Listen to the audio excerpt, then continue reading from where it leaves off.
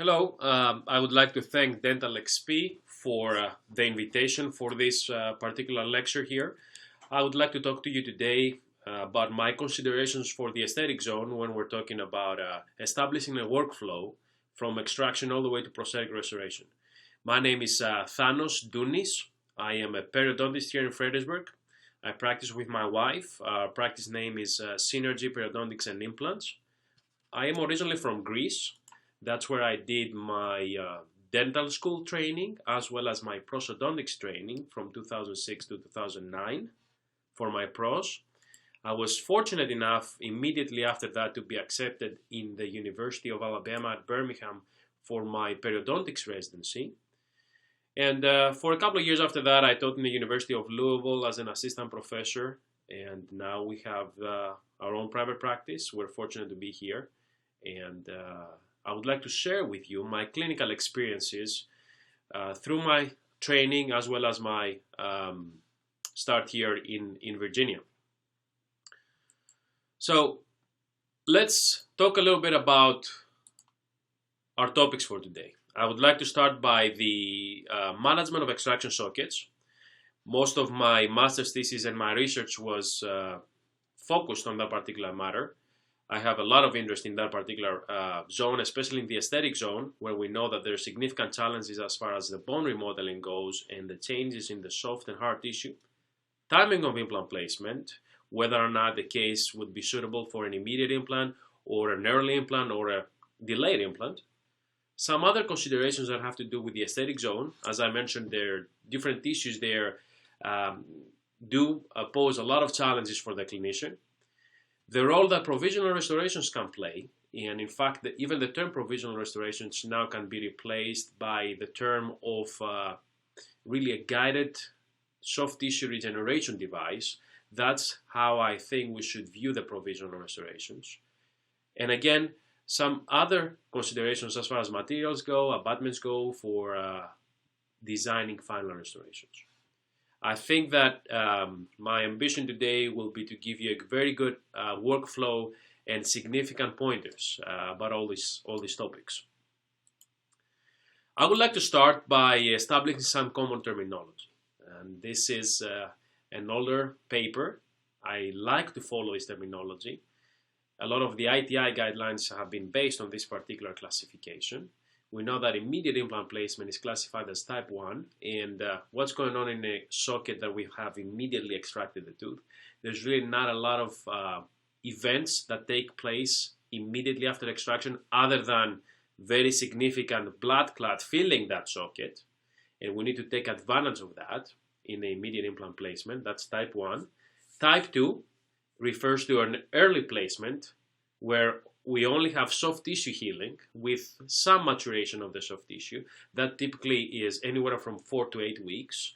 For example, Dr. Boozer is a big proponent of placing implants at that time frame because it allows any infection that's been in the socket to resolve, as well as have significant soft tissue thickness and maturation to allow for a implant placement as well as bone grafting or guided bone regeneration, if you will, at the same time. Type 3 is more like what I call early delayed implant placement, anywhere from 12 to 16 weeks. At that time frame, we have a significant amount of bone healing, but definitely final maturation of the soft tissue. And of course, type 4, with late placement at that time point, if we haven't intervened before that, we have significant resorption of the bone and a lot of change in the bone architecture. Many of these cases are quite challenging.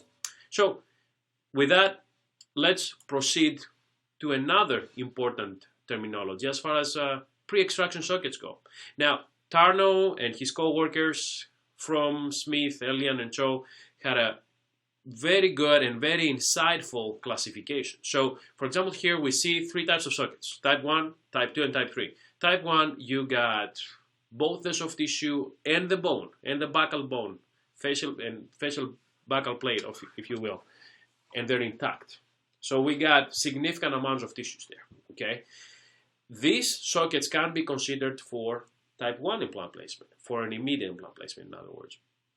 In type 2 sockets, in type 2 pre-extraction sockets, or in type 2 situations, if you will, just to be more proper, we have some dehiscence over the buccal plate, but the soft tissue is there. And a lot of people tend to make mistakes in these particular cases because they feel that all the tissues are there, while the bone is what's missing. In a type 3 situation, and these are the most challenging cases, we have both lack of soft tissue as well as hard tissue. So this is a classification. Why did I mention that this classification is rather insightful? Well, first, because it shows the pre-extraction condition of a tooth. It's always easier for a surgeon to be able to develop a workflow after we have the defect, after the extraction of the tooth, after the socket is present. At that time point, we can check for fenestrations, we can check for dehiscences in the buccal plate, we can check the soft tissue architecture, we can see if there is any changes that need to be made. But in this particular case, this is the pre-extraction condition of the tooth. And it's good to be able to base any kind of workflow that we're developing in the aesthetic zone in the pre-extraction condition of the tooth. So we're able to tell to our patient, hey, you know what? That tooth looks like it's going to need this and this and this step. And that's how much it's going to cost you. That's how much time it's going to take you. So this is a very important piece of information that we need to capture here. So that's the first reason why this classification is insightful. The other reason is the fact that these are slices. And if you look at them very closely, they will resemble quite a bit slices from a cone beam CT, from a Dellon scan. And this is also very important because although that paper was written back in 2007, even now that most of us have cone beams in our practices and we use them at a great extent, especially those of us who do implants, and I think we should, absolutely, this becomes even more contemporary, even more important. So let's talk a little bit about type 1, about immediate implant placement. And I'll talk to you about my considerations, which I will break down in surgical considerations and restorative considerations. So for type 1 placement, what I would like to see is that the buccal wall is intact. So I avoid sockets that have fenestrations and dehiscences. That doesn't mean that all the evidence agree with me or with my practices. I just feel that I'm safer in my practice to perform this kind of procedure when my buccal wall is intact. Another thing that I'm careful about is I want to make sure that I have thicker biotype, and if not, I would like to change that while I'm placing the implant, and I will talk about how we can do this down the way. And also, if my soft tissue architecture, the existing soft tissue architecture, is satisfactory. In other words, are the papilla where they need to be? Is the gingival margin or the mucosal margin of the future implant where it needs to be? Do these things need to be changed? Do I have enough soft tissue so when the light hits that gingival or mucosal aspect of my restoration, my cervical aspect of my restoration, will that look appropriate and it will match the frame of the adjacent teeth, or will there be an aesthetic challenge in that area? Is there an infection present? There is different data that are published, and now we know that if infections are present and if the sockets are cleaned meticulously with copious irrigation, that doesn't seem to be a problem. Although, if you have a huge fistula and a huge sinus tract, which means that your buccal plate is compromised, that changes the situation. So it is a consideration. Do I have enough bone to anchor an implant at a prosthetically viable and proper position? Not in any position. Anybody can anchor an implant in most of the bone areas we have right now. But we need to make sure that this implant is placed in a position that's prosthetically viable, that can be restored and be aesthetically and functionally pleasing, and also be hygienic eventually for our patient. And I'm talking about the ability to maintain. Do I need to have a facial gap in front of my implant? So in other words, I don't suffocate the socket. Yes, there needs to be a certain degree of distance between the implant body and that thin facial plate. Why? Because that space needs to fill in with a blood clot, and depends on how big or large that space is to allow for that blood clot to be effective in reconstructing the socket or in the socket remodeling, we might or might not use a filler, a bone graft. What kind of bone graft would that be? Would it be a xenograft, or would it be FTBA or a DFTBA bone graft? The tissue biotype that I mentioned before. So these are part of my surgical considerations, and I think that with the cases that we're going to see today, I'm going to be able to show you what are some of the things that I'm looking at. As far as restorative considerations go, say you plan an immediate procedure, you plan an immediate implant in the aesthetic zone. What are the benefits of that procedure? Wouldn't you like to have that immediate implant restored immediately with a provisional prosthesis? Or in other words, with a tissue guiding device, which is a good and nicely made provisional prosthesis. And you won't hear me using the term temporary. I will not be using that term because that's not what we're making for our patients. We want to make sure that there's no occlusal contact in that provisional, especially if we're looking into an immediately non-functional loading scenario.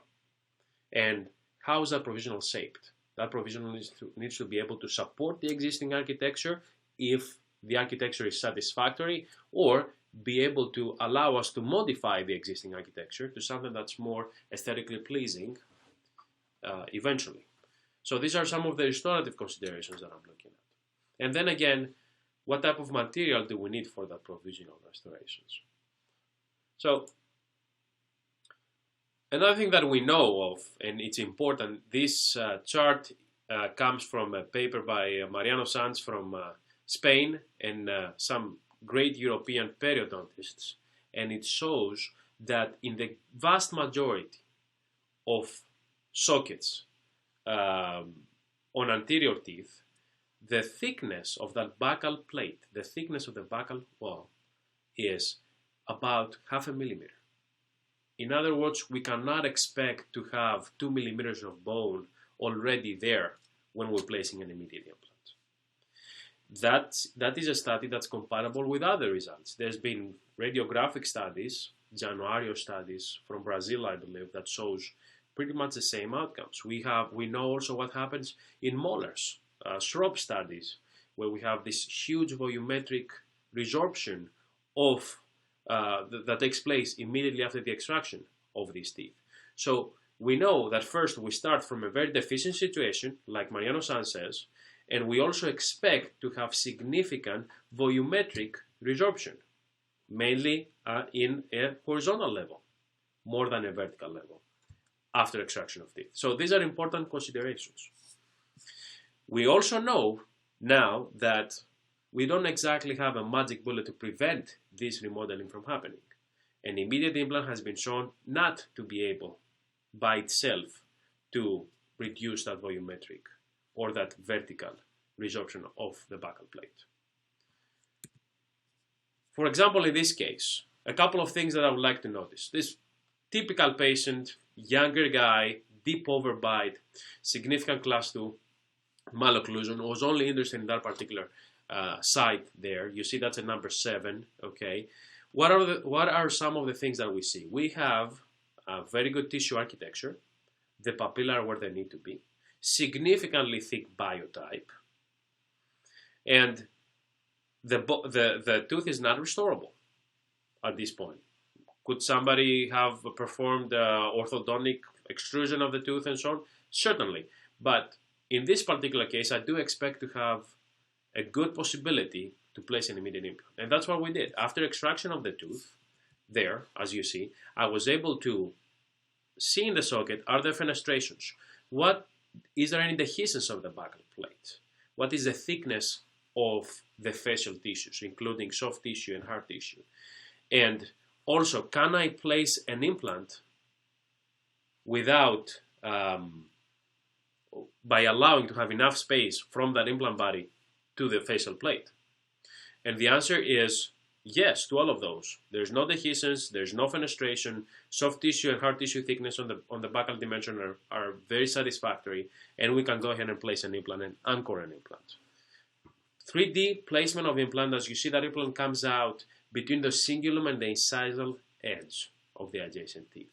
Why is that important? It is important because it gives the restorative dentist the ability to have a screw retain restoration. Either that's a provisional or a final screw retain restoration.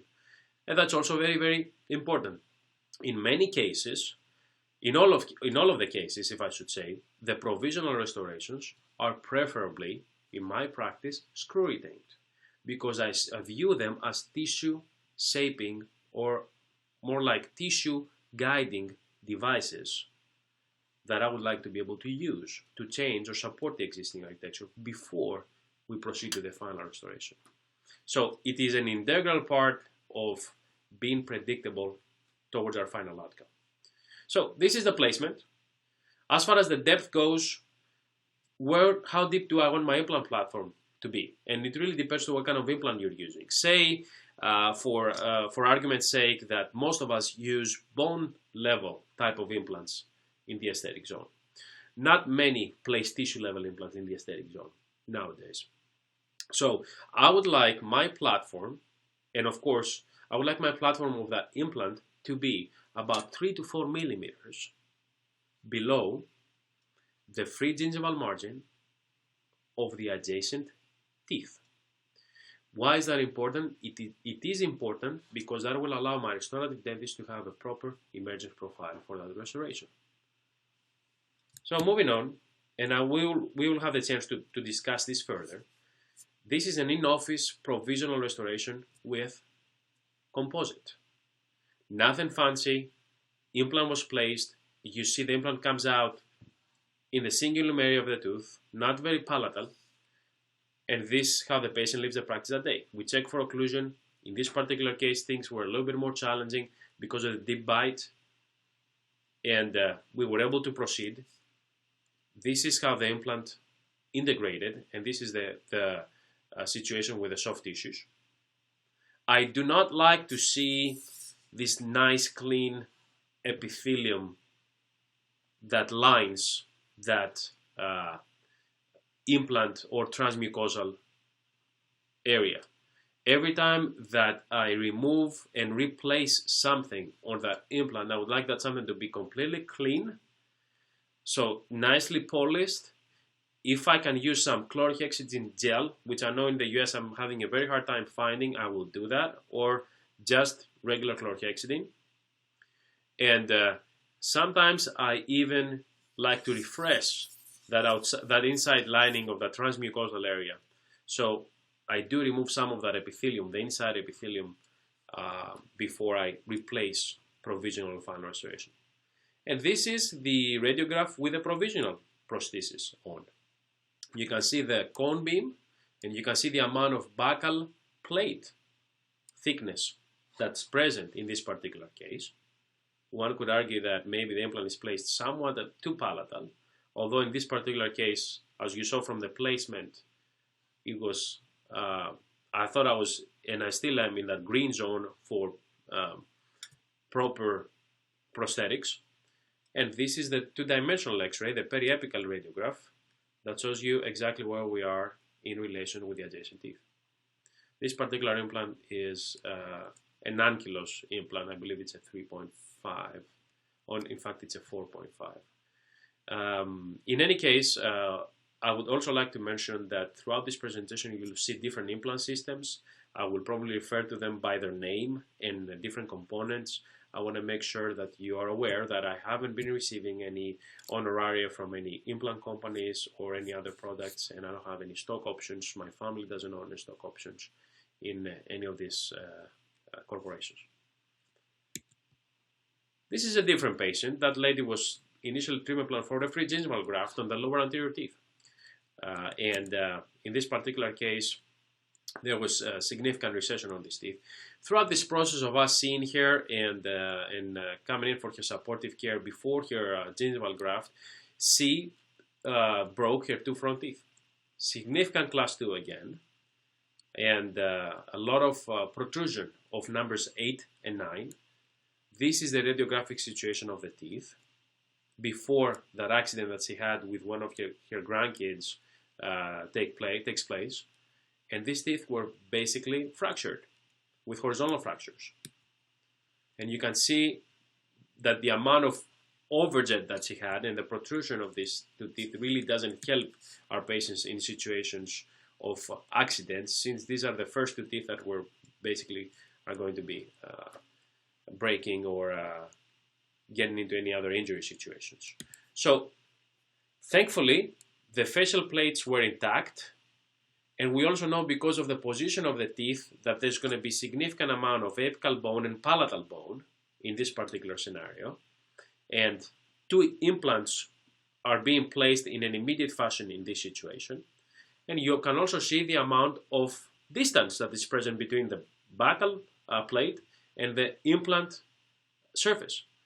That is important again. That space is very important. That space is important because that's where the blood clot goes and fills these areas. And if that distance is somewhat large, as if it is here, that means that our implants are usually not placed buccal, in a buccal situation, which would lead to recession, as we know, and this is probably the most common complication of immediate implant placement. And we also know that we probably chose a correct size of implants that will allow proper emergence profile as well as not suffocating of that socket. Allow that space to breathe, allow that blood clot to start restructuring that socket. And in this particular area, of course, we are going to use some filler material, and we did use FTBA in this particular case. This is the tissue thickness about 3 to 4 days, in fact about a week after the extractions, and you can see the abundance of soft tissue that we have.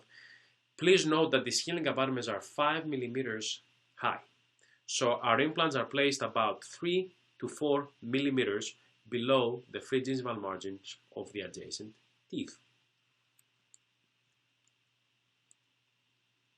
Of course, we made the impressions at the day of surgery. This is the radiographic image of these implants here.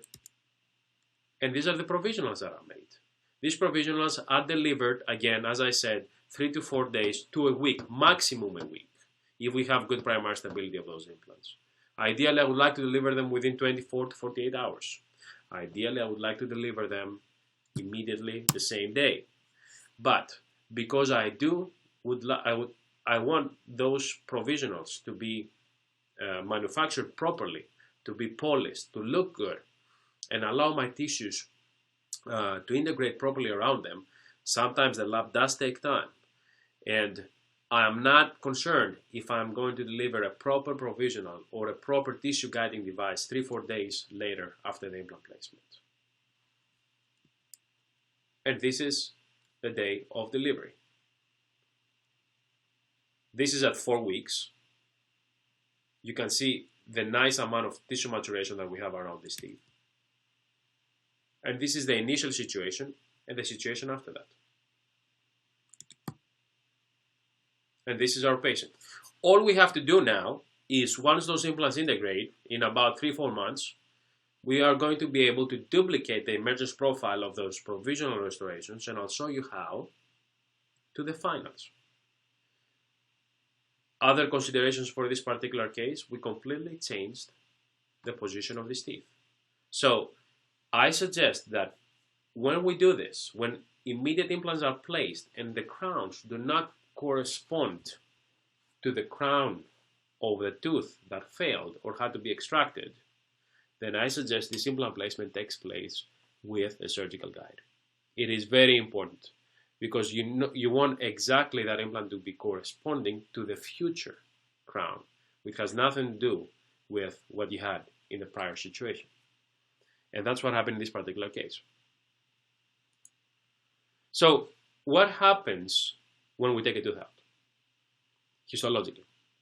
At 6 weeks, what you're going to see, and I'm not sure if you can see those purple islands in this somewhat whitish matrix. What these purple islands show us is basically new bone forming.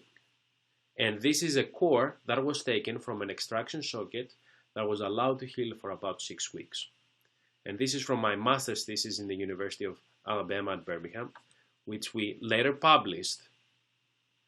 And what we found was that if at the same time with the extraction we can place bone replacement graft and either PDGF, human recombinant PDGF, or platelet-rich plasma and mix it with our bone graft, then we are able to somewhat speed up that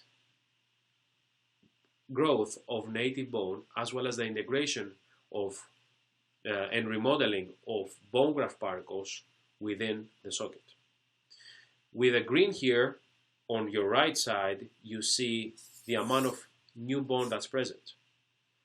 With blue, you see the amount basically of, and I don't want to say soft tissue, but amorphous organic matrix. And with yellow, you basically see air that's present in all sockets when we take a core of histology, especially that early. So is that important? Yes, because if the original study had, say, 4 groups, and I'm going to go back a little bit. The first group, you just placed a collagen plaque. The second group, you were placing FTBA, beta TCP, and a collagen plaque. In the third group, you were placing FTBA, beta TCP, and PRP. And in the fourth group, we would place freeze-dried bone allograft, beta tricalcium phosphate, and human recombinant PDGF. Those 2 last things together are in the market under the name of GEM21. And additionally, collagen plaque. And we let them heal for about 8 weeks, 2 months. What we will find is something that looks like that in the histology. And the colors on your right side correspond, and they're exactly the same. So green is new vital bone, blue is amorphous organic matrix. With red, you see residual particles that remain in the histology, and with yellow, you basically see air. So what we found is that once we were incorporating those growth factors, the amalgamation, if you will, between the new bone that was forming in the socket with the residual particles was faster when the growth factors were present. Okay, so that's an important histologic finding. And you can find that particular paper in the International Journal of Oromaxillofacial Implants in 2014. At the same time, every time you incorporate bone graft, you should expect less vital or new bone in your sockets.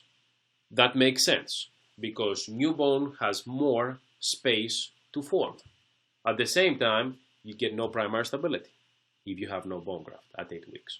So bone graft is important, and especially if you can combine that with growth factors, that allows you to speed up that process and get also new bone more than you would without them, without the growth factors, and primary stability, which is basically higher primary stability, which is basically the advantage of incorporating bone graft in the sockets.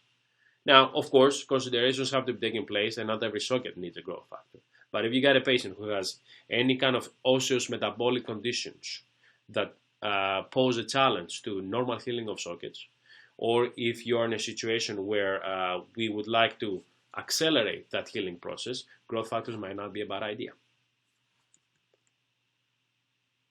Additionally, if we were to compare clinically the assessment of bone quality with 3 different operators that are placing implants on sockets that did have growth factors with the bone allograft and sockets that did not have growth factors with the bone allograft, interestingly, what we find is that a significant amount of D2 bone was present in the sockets that we combined with growth factors versus not present in the sockets that were not combined with growth factors. So the bone quality was better at 6 to 8 weeks.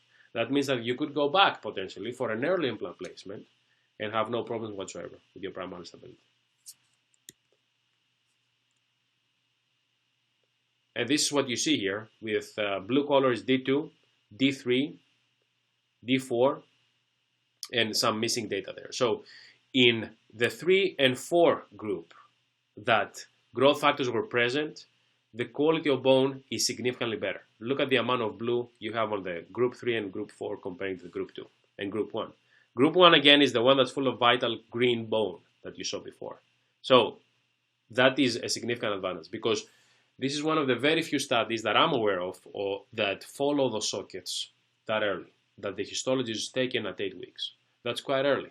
In fact, in that study, and these are unpublished results, none of the implants failed throughout the time frame of follow-up of that study. So that was at least a year. That means there were no early failures of implants. So all implants were able to be placed and anchored properly and integrate without any issues and do well for that first year after the extraction of teeth at 8 weeks. All right, so let's turn the page again. Let's go to clinical stuff, and I would like to talk to you a little bit about that article that I wrote with Dr. Stavros Pelekanos. He's a prosthodontist from Athens, Greece. He's practicing there, and some of you may know him. He's well renowned in the lecturing circle. So in this particular paper that was published in the Clinical Advances in Periodontics about 4 years ago, we presented this particular case. We have a failing number 8. You can see the sinus tract. We know what we're going to find in this particular scenario. Okay, horizontal fracture. I would call this a type 2 socket with Tarnos classification. Is that fair? Yes, because I think there's enough soft tissue, but at the same time we know that there's going to be dehiscence, if not a fenestration of the buccal plate, or both. There's going to be some loss of buccal plate in any case. So once the tooth is out, this is the amount of destruction that you see. In this particular situation, is this a good immediate implant situation? For me, it's not. I would like that area to be cleaned. I would like to reconstruct that area. And although I could potentially anchor that implant, I think I am too close to the nasal cavity. So I would like that bone graft or that guided bone regeneration to take its full effect first, let it heal for about 5 to 6 months, and then come later and place an implant at a prosthetically proper position. So what you see on the right image is about 6 months later after what you see on the first image. This area was reconstructed. It can be reconstructed with a resolvable membrane. The defect is containable. Okay, I don't think there's any need here for a titanium reinforced membrane. But even if the defect was not containable, then we could have used the titanium reinforced membrane with absolutely no problem. So when the implant is placed, once the implant is placed, a surgical impression can be made, and a temporary or a provisional restoration can be delivered. Not only that, but the provisional restoration will provide you an area where tissue can grow around it. But what happens if we don't have enough tissue? That's when we need to add tissue. And in this particular case, connective tissue graft was done at the same time of delivery of that provisional restoration. One of the things that I would like to point out is how narrow, close to zero, that emergence profile of the provisional restoration is. So if we were to go back to this great paper by Lee and co-workers, he developed this concept, and this is more like a concept paper. Okay, it's a technique paper. He developed the concept of critical versus subcritical contour. And the critical crown contour is the kind of contour that if you change it, you'll see changes in the shape of the clinical crown. You'll see changes in what happens above the gum line, in what's visible for the patient. If you change the subcritical contour, that means that you incorporate changes that are taking place below the gum line. You incorporate changes that are taking place and can guide the tissue differently. So you can potentially change or manipulate the tissue by changing the subcritical contour and retaining the critical contour the same, so the shape of the crown is the same, but at the same time you're able to manipulate the tissues below what's visible, below the visible line, right, below the CJ, if you will. So if we, in our case, how did we use that concept? If we allow that tissue to heal, we're able, by incorporating small changes in that provisional, screw-retained provisional that you see in this particular case, and that's important to have it screw-retained because you can remove it. So going back, we can let it potentially heal there as it is by allowing it and giving it space. We can make these changes happen in the provisional, and at this time point, what we see, we can start like this, with somewhat of a minimal emergence profile and slowly start building. In that case, what you see here with the black marker line is where the gingival margin is, where the mucosal margin is of that implant. Okay, and we found that at the end stages of this treatment, we were basically pushing the buccal tissue, the facial tissue, away, and we were basically not allowing it to reach its maximum potential. So we wanted to make sure that we allow that tissue to reach its maximum potential. And the best way to do that is by reshape or remove part of that provisional. And that's exactly what happened. So what Stavros did here, he started like this, what you see in this particular area, and by basically changing the subcritical contour of the provisional, the crown of the shape never changed. The shape of the crown never changed. We were able to reach that outcome. So how do we do this? Same case here. That's the same case here. What you see is the final end point of the provisional. What you have here is, I'm really sorry, I'm going to have to go back on that. What you have here is the provisional comes out, it's screw retained, it's connected to an implant analog. Silicone putty is placed around that provisional and the implant analog. This is a very common procedure on how to do this. The silicone putty reaches all the way up to the maximum circumference of the tooth, and it's cut there, so we don't need that additional excess. Okay. And again, this is a video that's incorporated in the journal, the Clinical Advances in Periodontics. This is an interactive journal by the American Academy of Periodontology.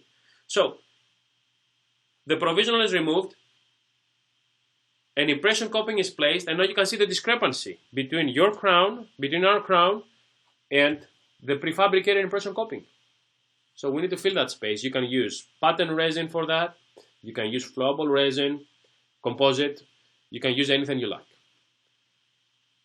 Something that's, of course, stable in terms of dimensional stability after polymerization. So this is a customized impression coping for that particular tooth that we can use to make that impression.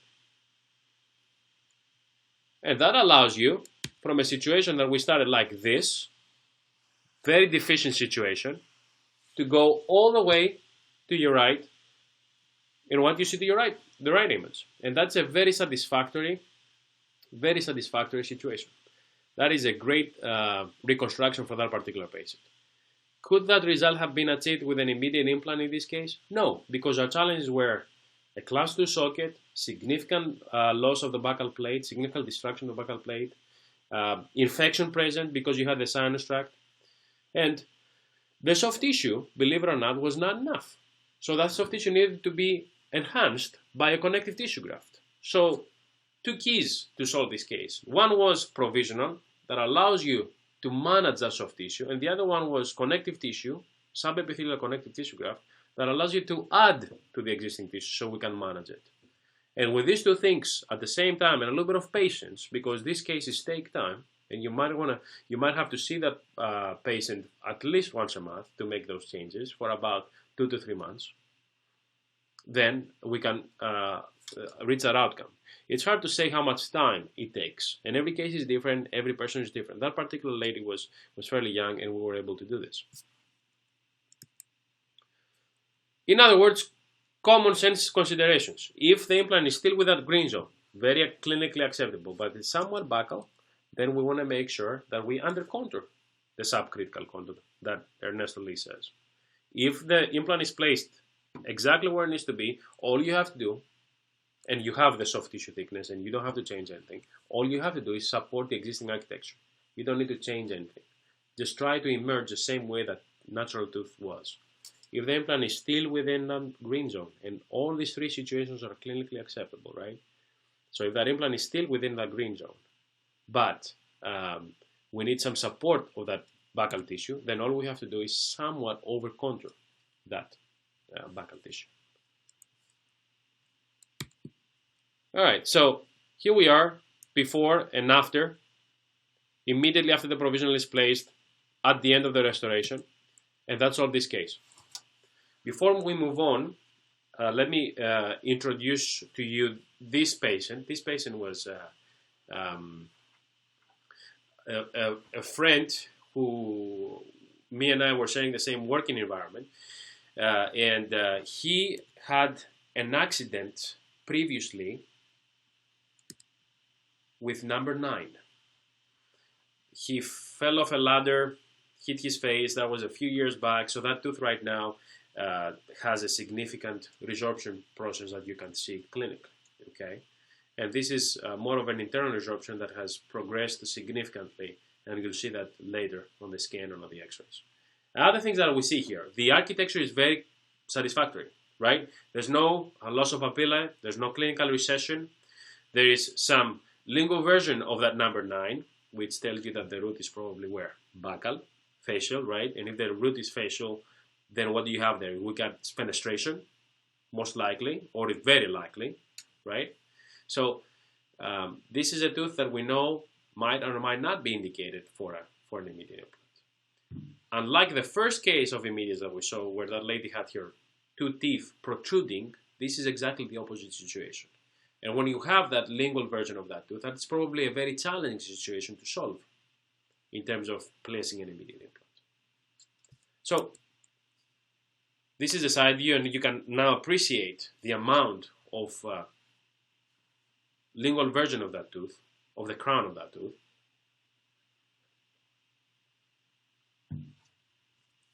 Excuse me. And this is the cone beam. What do we see in the cone beam? Well, first, we see how much significant that resorption is. Number 2, we see that most likely there's a fenestration at the most apical portion of that root.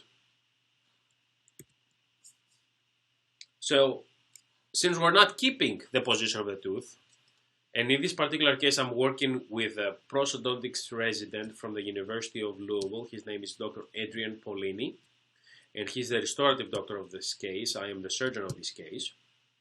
What Adrian did, he did a complete new wax-up of that tooth in a prosthetically proper position, where that tooth needs to be. I was able to take the tooth out en toto, in one piece, and you can now appreciate the amount of significant damage that the resorption has caused. And I love this picture. Take a look at this picture. This picture shows 2 things. Shows what Sans was talking about, how thin that buccal plate is. And remember, this particular patient, when you see him, he has very thick biotype. I mean, his gum biotype, his gingival biotype is very, very thick. So you expect to have significant thickness of the facial plate. Well, that's not the case. Nobody has thick facial plate. I promise you that. At least I haven't seen one so far. The other thing that you see is how important it is to take that tooth out very gently. And I tell my patients, I use periotomes. Of course, I use surgical loops and so on, and I take my time. I take as much time as I need, because this is a very important part of the wound healing process, to be able to keep that even compromised facial plate. Are we surprised by seeing a fenestration down there at the most apical portion? Certainly not. We knew that from the cone beam. Okay. One of my colleagues asked me the last time I lectured by using this particular case, why didn't you just take that buccal plate out? It's going to atrophy anyway. It's going to resorb. It's going to go away. Why didn't you just take the tooth out? It would take you less time, and you wouldn't have to worry about any of that, retaining any of that.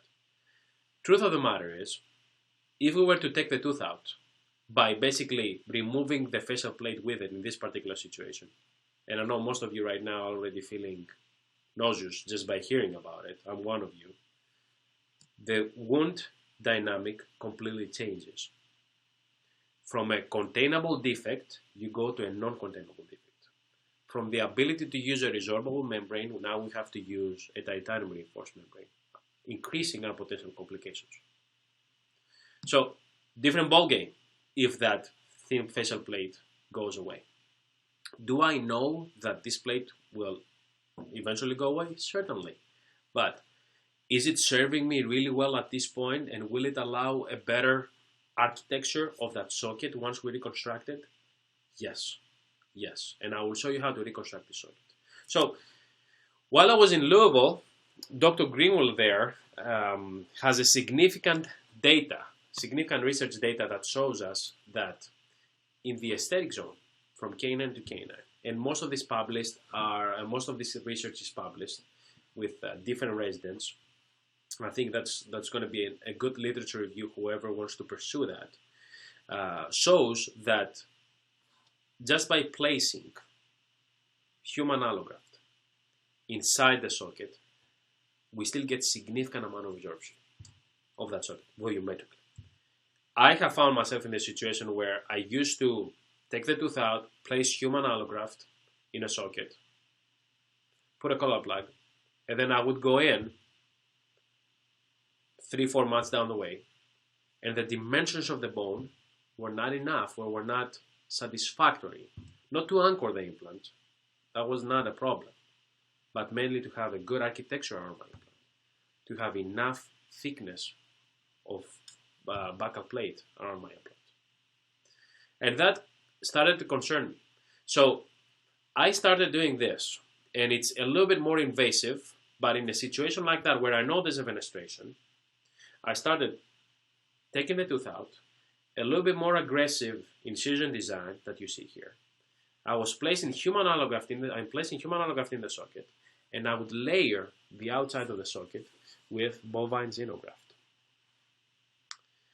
And there's a number of studies. I think the most representative one is by a Greek resident in Louisville. His name is Pouias and Greenwell, that shows that by combining these two biomaterials in the fashion that you see here, reduces significantly the amount of volumetric resorption that's going to take place in that socket. So I also layered a BioGuide membrane outside my bovine bone graft. Was that necessary? Yes and no.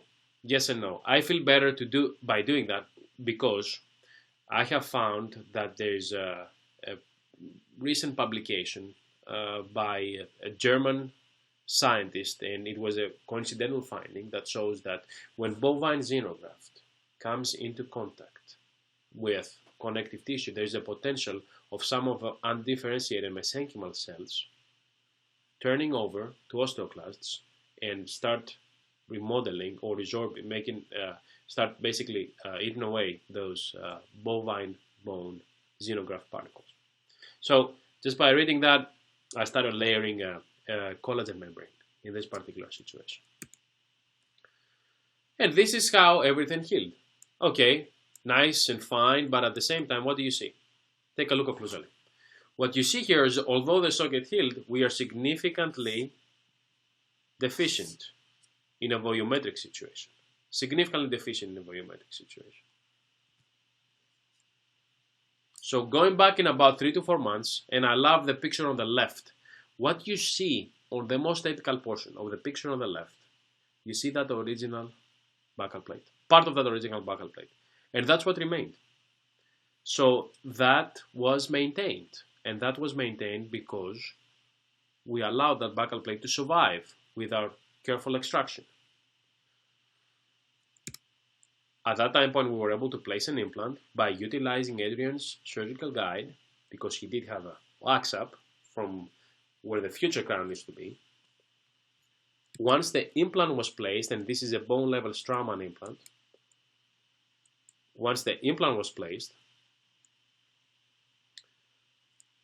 and I would like to make a few comments about the implant placement. First is how deep the implant goes. Again, following the same rule that I mentioned before, 3 to 4 millimeters from the free gingival margin of the adjacent teeth. Okay. Mesiodistally, I'm right at the center of these two teeth over there. That's not a problem. What about baccolingually? I want to make sure I'm between the cingulum and the incisal edge of the adjacent sentinel incisor. That allows my prosthodontist, my restorative doctor, to have the option of screw retainer restoration. Okay, so implant goes in, you can see the amount of bone that's around that implant. That's a very nice and safe situation. And once the implant is in, we can make an impression or a surgical indexing of that implant once the implant is in, and kind of keep it on the side. That will allow us to fabricate a provisional that will be ready to go once we uncover that implant, right? And that's what we do. Very simple process here for the surgical indexing. We're in the green zone. We're in good shape baccolingually.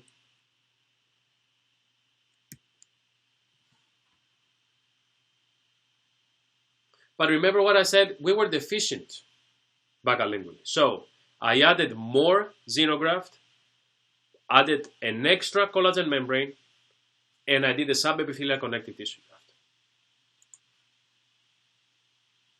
Do I care to get primary closure in this situation? Not really. In fact, I would definitely appreciate to have a little bit more granulation tissue in between. That gives me more tissue. That connective tissue, nothing will happen to it. It will remodel just fine. And this is the before and after of this process. Now we can start talking. Now we can start talking about a restoration in this particular area that will be aesthetically pleasing. Because, especially if we're making a provisional in this particular situation, or if we want the option of placing the definitive abutment immediately on recovery, we have that option. We have the option of soft tissue thickness that's appropriate enough to be able to deliver that outcome. Nice healing situation here. Okay, so what we got? Remember we had a wax up of the original of the crown where we needed to go. Adrian can work on making a cast by incorporating his surgical impression, his indexing in that new cast, and have the wax up, the implant position by creating a second cast with his index, and a third cast 4 months after healing, which is just being made with just an alginate impression of how things are looking with a nice bulk we created. So you got 3 casts now. One is your wax up, the second one is your implant, the third one is how your soft tissues look. Well, that's great. Why? Because you can scan these casts. Now you have 3 digital casts. And something that you cannot do in an analog way is that put them all together. You can superimpose those 3 casts together. What do you have? You have where the crown is, you have the soft tissue thickness, and you have your implant place, your implant position. And on that software, we can design our definitive abutment, or we can design a provisional that shapes exactly how we want it. And this is a milled PMMA provisional that was used. It can be cemented on a titanium base abutment, and you can see the steps of cementation here. Of course, we need this to be extremely clean. This is going to be in the patient's mouth. This is going to be in the tissue that we created with such patience and such method. So we want to make sure that final step, that tissue guiding device that we're going to be connecting to our implant is perfectly clean, like what you see here. And this is the final provisional. After that, our lab technician or our dentist, the restorative dentist, can take all the time that they want, cut it back, start layering with composite, and do all this beautiful restorative dentistry stuff that we see. And Adrian is very talented. This is the final provisional and the final critical and subcritical contour. Look at where the access hole is. I want this to be there. Myself as a surgeon, if all my aesthetic zone implants are not coming out from where you see it right now, I think I probably should have done something better. And I feel bad if I don't make it every single time, 100% of the times.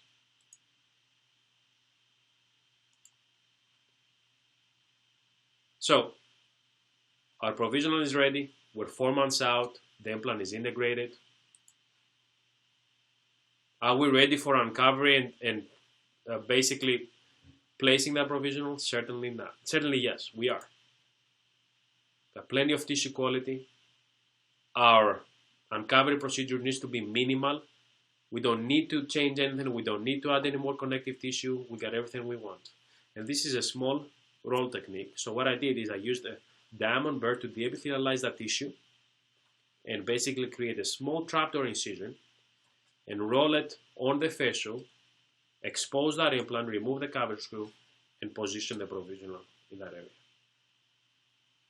No sutures.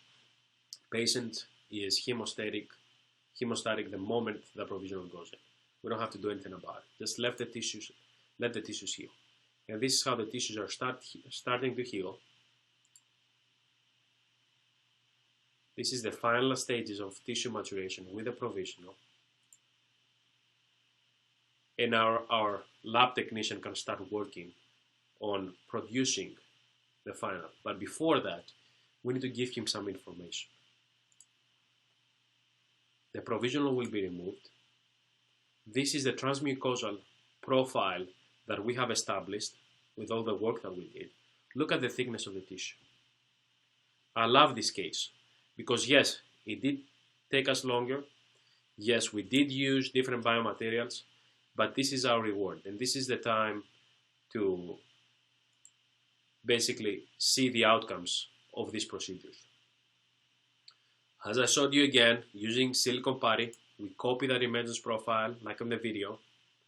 We place that prefabricated implant impression component on that implant analog, and we're going to use pattern resin to fill the gap to create a customized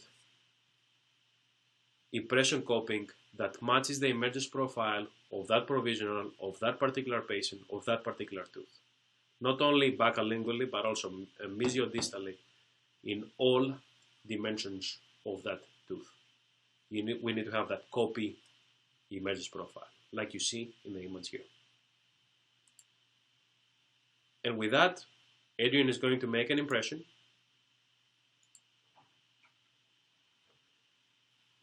And we like when we take different shades, when we have our final color communication, to use workflow with polarizing filters in front of our lens.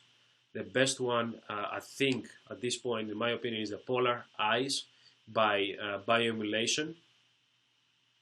And we use it extensively to communicate with the lab, and that's part of the workflow of communicating with the lab, the proper shade for our restoration.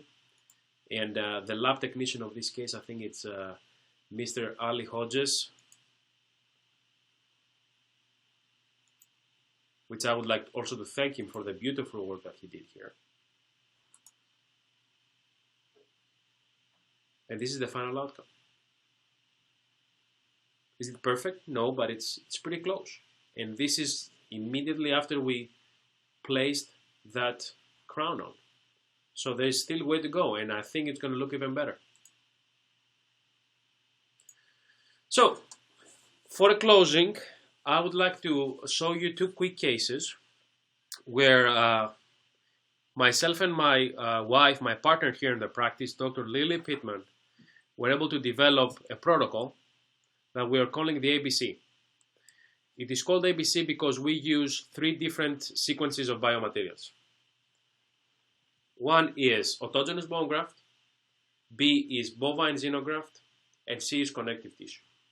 This protocol came as an idea because we wanted to combine everything that we feel is important for our restorations in the aesthetic zone. Additional tissue, additional volume, more space for the tissue, less space for restorative materials, and also use a tissue guiding device or a provisional to reach the final outcome predictably. So this particular friend here is missing congenitally missing number 7. Orthodontics did take place. We could definitely have a little bit more room for implant number 7. With our study, we determined that we could make it by utilizing a narrower diameter implant, a smaller diameter implant. In this particular case, we're using a BioHorizons 3.0 millimeter implant. And you can see that there's significant concavity on the buccal. There is also below that, and that picture doesn't quite show it really well, some exposure of that of the implant surface.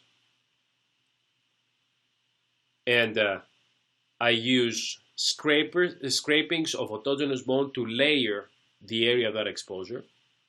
But before we go into that, that case was originally planned for a guided case, and although I did the study myself in the software, what I got as a guide was exactly where I did not want my implant to be. So that implant was placed basically in a freehand manner, not a stress-free day, a quite stressful day, if I should say. This is the 3.0 implant, and you can see that we're right at 1.5 millimeters from each tooth, and that's the minimum amount of space we need to have. And on your left, you see, just for demonstration purposes, the sequence of biomaterials. There's autogenous bone layering that exposed implant. There is bovine xenograft right on top of that. We will place a membrane for the reason that I previously explained, that we need to make sure that there is no direct contact between connective tissue and bovine xenograft. So we will place a collagen membrane. I will add my connective tissue, my subepithelial connective tissue, and because this is an all-inclusive protocol for a non-functional provisional restoration the same day with the implant, we will make a provisional that day. So you can see the three biomaterials here in sequence and the temporary cylinder that was used for the provisional restoration.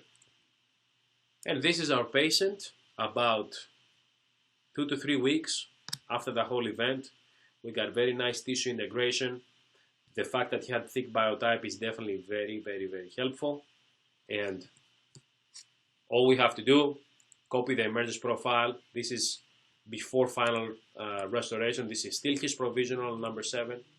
You can see the amount of thickness that we have achieved. Quite comparable from side to side.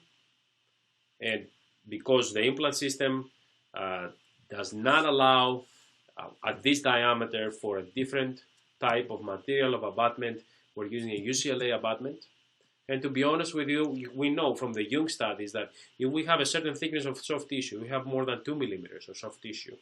It doesn't matter what your abutment is made of. And especially a UCLA that has that nice gold hue will definitely give you a very nice aesthetic outcome, and that's what we chose for that case. The other thing that I want you to notice here is that this is a custom UCLA abutment, and the margin that allows us to position the margin not more than 0.5 millimeter below the free mucosal margin for the restoration. So I can have a cementation process that is more appropriate without running the risk of leaving any cement. So, final restoration, you see it here in this image, very acceptable. And the final outcome, profile shot. And the last case of the day, and I'm going to leave you with that, is another ABC case. This young lady here has 7 and 10 resorbed because of orthodontic extrusion of numbers 6 and 11. In that process, unfortunately, the roots were resorbed, as you can see here in the panoramic x-ray. You can also see the amount of resorption that's present on number 7, that pink hue that it has. There is an amount of altered passive eruption for the trained eye here. That particular altered passive eruption, though, was classified according to Koslet as the type that only involves soft tissue and not hard tissue. And of course, the case was planned digitally. You can see the amount of native bone that's present. If we are to use any of that autogenous bone, it will be very minimal, and that would satisfy the first part of the ABC protocol. Again, the ABC protocol definitely has provisional restorations to be placed at the day of surgery. It's an all-inclusive protocol.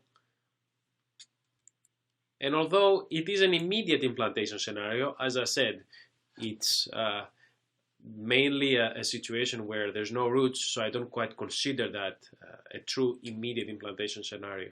The ridge is already there, and it's somewhat deficient. But it's to a point where an implant can be placed in a prosthetically driven manner, and we just layer our biomaterials, autogenous, bone-vine-bone, membrane, and connective tissue. In this particular case, we're using a permanent prefabricated abutment as a temporary abutment. And after 2 weeks, after things have come down quite a bit, we're starting to see where we are. And this is the final outcome. So it is quite decent. The gingival zeniths were not the same to begin with. We see good tissue integration. I'll let you appreciate also the volume that's present there occlusally. And this is the final radiographic image. Our young patient is quite happy, and I think the ABC was used to her best benefit in this particular case. I'm very much looking forward to following up on these cases with a more extensive research that shows us the dimensional stability with this sequence of biomaterials. Just an important point to make, this is again in situations where the tooth is missing. That second case that I showed, although the tooth was not missing, the roots were pretty much, so it kind of fits in the same category. So just to summarize, I showed you about 5 or 6 cases. Each one was different. First 2 cases were immediate implants that the prerequisites were all there. The second case was a case done with Dr. Stavros Pelekanos, where there was a significant amount of buccal plate loss and had to be reconstructed. And at that time, we used connective tissue graft and a provisional to allow that to happen. Very similar situation in the third case, where I worked with Dr. Edina Polini. And there we were able to have the provisional ready to go at the time of uncovery without really changing anything of the existing architecture, because it was optimum because of the amount of connective tissue graft that had been done and the amount of reconstructive work. And of course, the 2 last cases, the ABC cases, where the provisional again was placed with the connective tissue graft at the same time. And to summarize, my personal approach is more of a biologic approach. I prefer more space for my tissue, less space for the restorative materials, use of autogenous soft tissue grafts for enhancing peri-implant tissues, and I use my provisionals on implants as tissue guiding devices. I think with following these protocols, I'm able to achieve long-term stability of my peri-implant tissue, something that looks good, it's hygienic, the patient can clean it, and they can maintain their implants, hopefully for the rest of their lives. Maintenance is also a big part of it. So with that, I would like to leave you. Thank you with this, and thank you with this image of beautiful Fredericksburg, Virginia. This is the mighty Rappahannock River. Runs through the downtown of Fredericksburg. If you're ever in the area, feel free to reach out. From Synergy Periodontics and Implants, I would like to thank you so much. Feel free to give me a call or send us an email in case you need anything and we can help you with anything. Again, thank you Dental XP for this great opportunity. I'm looking forward to working with you in the future and be part of this great team of individuals and clinicians. Thank you so much.